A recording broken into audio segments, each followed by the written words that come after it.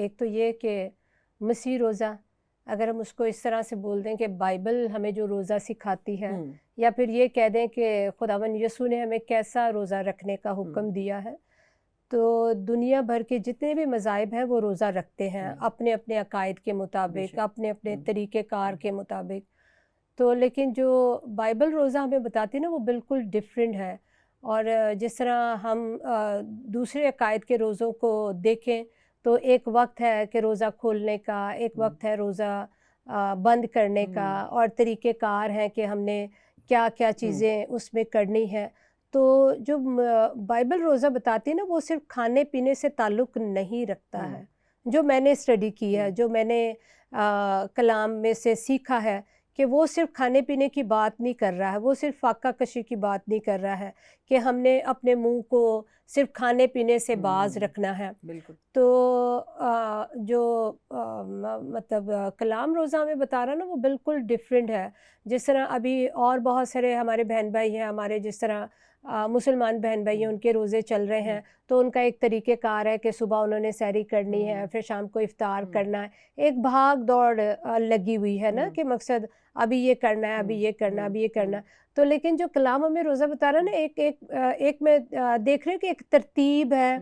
اور صرف کھانے پہ فوکس نہیں ہے. اور روزہ ہوتا بھی نہیں ہے میرے خیال سے ایسا کہ صرف ہم کھانے پینے پہ فوکس کرتے رہیں کہ اب میں نے روزہ رکھا ہے، یا میں کسی پہ احسان کر رہی ہوں، یا یہ فرض ہے یا نہیں ہے. میں اس طرف جاؤں گی نہیں کہ روزے رکھنا ضروری ہے یا نہیں ضروری، کیونکہ میں نے اس ٹاپک کو نہیں لیا ہے، کیونکہ یہ ہم سب ہی جانتے ہیں، جتنے ہم مسیح ہیں ہم سب جانتے ہیں، ایماندار جانتے ہیں کہ کتنا ضروری ہے اور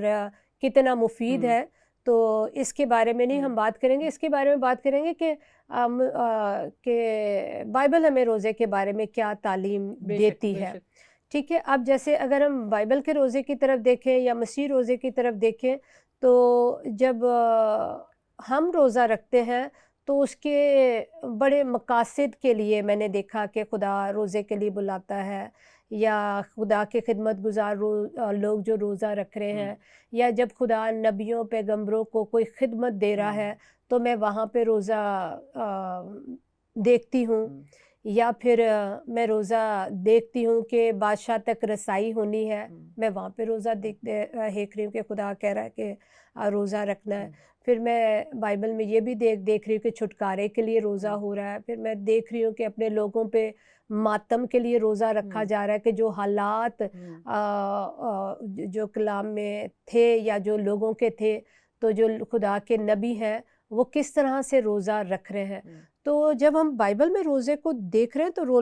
روزے کی تو میں نے دیکھا شکل ہی بدلی ہوئی ہے، کہ ہم تو ویسا روزہ نہیں رکھ سکتے ہیں جو روزہ ہم لوگ دیکھ رہے ہیں آج قومیں رکھ رہی ہے، اقوام میں روزہ، ہر طرف طرح طرح کا روزہ ہے، لیکن ہمارے پاس وہ روزے کی تعلیم نہیں خداوند یسوع نے دی ہے. پھر میں نے دیکھا کہ بدحالی میں اگر لوگ ہیں اس کے لیے بھی لوگوں نے روزہ رکھا ہے، خدا کے نبیوں نے روزہ رکھا ہے. پھر اگر ہم دیکھتے ہیں کہ خدمت کے سٹارٹ کے لیے جب خدمت کا آغاز کرتے ہیں